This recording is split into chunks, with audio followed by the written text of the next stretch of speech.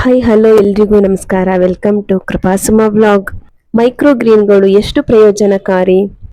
ಸಾಮಾನ್ಯ ಸೊಪ್ಪುಗಳಿಗಿಂತ ಹೆಚ್ಚು ಪೋಷಕಾಂಶ ಹೊಂದಿವೆ ಎಂದು ಹೇಳಲಾಗುತ್ತಿರುವ ಮೈಕ್ರೋ ಗ್ರೀನ್ಗಳು ನಿಜಕ್ಕೂ ಆರೋಗ್ಯ ಪ್ರಯೋಜನಗಳನ್ನು ಹೊಂದಿವೆಯೇ ಇಲ್ಲವೇ ಎನ್ನುವುದರ ಪೂರ್ಣ ಮಾಹಿತಿ ಇಲ್ಲಿದೆ ನೋಡಿ.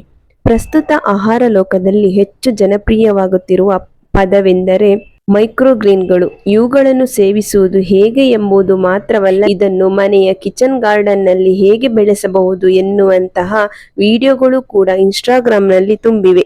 ಆದರೆ ಈ ಮೈಕ್ರೋ ಗ್ರೀನ್ಗಳನ್ನು ಆಹಾರದಲ್ಲಿ ಸೇವಿಸಬೇಕೇ ಅಥವಾ ಬೇಡವೇ ಎಂದು ನಿರ್ಧರಿಸುವ ಮೊದಲು ಕೆಲವು ಅಂಶಗಳನ್ನು ಅರ್ಥ ಮಾಡಿಕೊಳ್ಳುವುದು ಬಹಳ ಮುಖ್ಯ.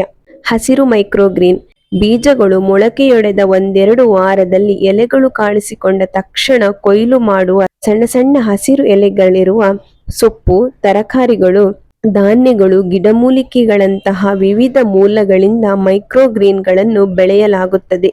ಫೈಟೋಕೆಮಿಕಲ್ಗಳು, ವಿಟಮಿನ್ಗಳು, ಖನಿಜಗಳಿಂದ ಇವು ಸಮೃದ್ಧವಾಗಿವೆ. ಅತ್ಯಂತ ಜನಪ್ರಿಯ ಮೈಕ್ರೋಗ್ರೀನ್ಗಳೆಂದರೆ ಮೆಂತ್ಯ ಎಲೆಗಳು, ಸಾಸಿವೆ, ತುಳಸಿ, ಬೀಟ್ರೂಟ್, ಎಲೆಕೋಸು, ಕಡಲೆ, ಬೀನ್ಸ್, ಬಾರ್ಲಿ, ಚಿಯಾ ಸೀಡ್ಸ್, ಅಕ್ಕಿ, ಗೋಧಿ ಮತ್ತು ಜೋಳ. ಚಿಕ್ಕ ಚಿಕ್ಕ ಎಲೆಗಳಿಂದ ಕೂಡಿರುವ ಇವು ಸುವಾಸನೆ ಮತ್ತು ಪೋಷಕಾಂಶಗಳಿಂದ ತುಂಬಿರುವುದರಿಂದ ಖಂಡಿತ ಆರೋಗ್ಯಕರ ಆಹಾರವಾಗಿದೆ. ಹಾಗಾಗಿ ಇದನ್ನು ಹೆಚ್ಚಾಗಿ ಅಡುಗೆಯಲ್ಲಿ ಬಳಸಲಾಗುತ್ತದೆ ಎನ್ನುತ್ತಾರೆ ಆಹಾರ ತಜ್ಞರು. ಮೈಕ್ರೋಗ್ರೀನ್ಗಳು ಮೊಳಕೆ ಕಾಳುಗಳಲ್ಲ, ಇವು ಮೊಳಕೆಯಿಂದ ಬರುವ ಪ್ರಾರಂಭದ ಎಲೆಗಳು. ಮಣ್ಣಿನಲ್ಲಿ ಅಥವಾ ನೀರಿನಲ್ಲಿ ಇವುಗಳನ್ನು ಸಣ್ಣ ಪ್ರಮಾಣದಲ್ಲಿ ಬೆಳೆಸಲಾಗುತ್ತದೆ. ಸಾಮಾನ್ಯವಾಗಿ ಕಾಂಡ ಮತ್ತು ಎಲೆಗಳನ್ನು ಮಾತ್ರ ಕೊಯ್ಲು ಮಾಡಲಾಗುತ್ತದೆ. ಇವು ರುಚಿಕರವಾಗಿರುವುದರಿಂದ ಸಲಾಡ್ಗಳು, ಸ್ಯಾಂಡ್ವಿಚ್ಗಳು, ಸೂಪ್ಗಳಿಗೆ ಅಥವಾ ವಿವಿಧ ಭಕ್ಷ್ಯಗಳ ಮೇಲೆ ಅಲಂಕಾರಿಕವಾಗಿ ಬಳಸಬಹುದು. ಜೊತೆಗೆ ಸ್ಮೂತಿಯಾಗಿ ಸೇವಿಸಬಹುದು. ದೇಶಿ ರುಚಿ ಇಷ್ಟಪಡುವವರು ಇದನ್ನು ಪರಾಟಗಳಲ್ಲಿ, ಚಟ್ನಿಗಳಲ್ಲಿಯೂ ಬಳಸುತ್ತಾರೆ. ಇದು ಪೋಷಕಾಂಶಗಳ ಆಗರವಾಗಿವೆ.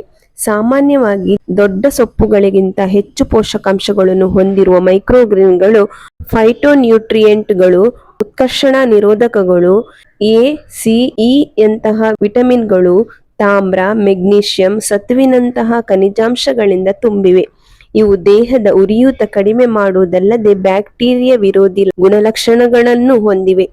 ಹೀಗಾಗಿ ಇದನ್ನು ಯಾವುದೇ ಆಹಾರದಲ್ಲಿ ಸೇವಿಸಬಹುದು. ಈ ಸಣ್ಣ ಸಸ್ಯಗಳನ್ನು ಹೃದಯದ ಆರೋಗ್ಯವನ್ನು ಬೆಂಬಲಿಸುತ್ತದೆ, ರೋಗ ನಿರೋಧಕ ಶಕ್ತಿಯನ್ನು ಹೆಚ್ಚಿಸುತ್ತದೆ ಮತ್ತು ದೀರ್ಘಕಾಲದ ಕಾಯಿಲೆಗಳ ಅಪಾಯವನ್ನು ಕಡಿಮೆ ಮಾಡುತ್ತದೆ. ಚರ್ಮಕ್ಕೂ ಉತ್ತಮ ಮತ್ತು ಕಡಿಮೆ ಕ್ಯಾಲೋರಿಗಳನ್ನು ಒಳಗೊಂಡಿರುವುದರಿಂದ ತೂಕವನ್ನು ನಿಯಂತ್ರಣದಲ್ಲಿಡಲು ಸಹಕಾರಿ. ನಾರಿನಂಶ ಇರುವುದರಿಂದ ಕರುಳಿನ ಆರೋಗ್ಯಕ್ಕೆ ಹೆಚ್ಚು ಪ್ರಯೋಜನಕಾರಿ. ಮಲಬದ್ಧತೆಯನ್ನು ನಿವಾರಿಸುತ್ತದೆ. ಇಷ್ಟೆಲ್ಲ ಆರೋಗ್ಯ ಪ್ರಯೋಜನ ಹೊಂದಿರುವ ಮೈಕ್ರೋಗ್ರೀನ್ಗಳಿಂದ ಕೆಲವೊಂದು ಅಪಾಯಗಳೂ ಉಂಟು. ಸೀಮಿತ ಸ್ಥಳದಲ್ಲಿ ಇವುಗಳನ್ನು ಸುಲಭವಾಗಿ ಬೆಳೆಸಬಹುದಾದರೂ ಶಿಲೀಂಧ್ರ ಅಥವಾ ಬ್ಯಾಕ್ಟೀರಿಯಾದ ಬೆಳವಣಿಗೆಯಿಂದ ಅವುಗಳು ಬೇಗ ಹಾಳಾಗುತ್ತದೆ. ಹೀಗಾಗಿ ಸುರಕ್ಷಿತವಾಗಿ ಸಂಗ್ರಹಿಸಿ ಸೇವಿಸುವುದು ಬಹಳ ಉತ್ತಮ. ಬಳಸುವ ಮೊದಲು ಅದನ್ನು ಸಂಪೂರ್ಣವಾಗಿ ಸ್ವಚ್ಛಗೊಳಿಸಲಾಗಿದೆಯೇ ಎಂದು ಪರೀಕ್ಷಿಸುವುದು ಮುಖ್ಯ. ಅಲರ್ಜಿ, ಗಂಭೀರ ಆರೋಗ್ಯ ಸಮಸ್ಯೆ ಇರುವವರು ತಜ್ಞರ ಸಲಹೆ ಪಡೆದು ಸೇವಿಸುವುದು ಒಳ್ಳೆಯದು.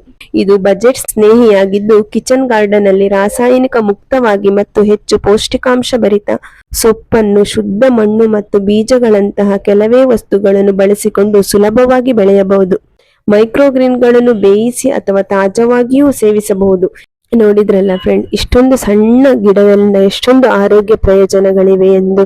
ನಮ್ಮ ಉತ್ತಮ ಆರೋಗ್ಯ ಜೀವನಕ್ಕಾಗಿ ಮೈಕ್ರೋಗ್ರೀನ್ಗಳನ್ನು ನಮ್ಮ ಆಹಾರದಲ್ಲಿ ಅಳವಡಿಸಿಕೊಳ್ಳೋಣ.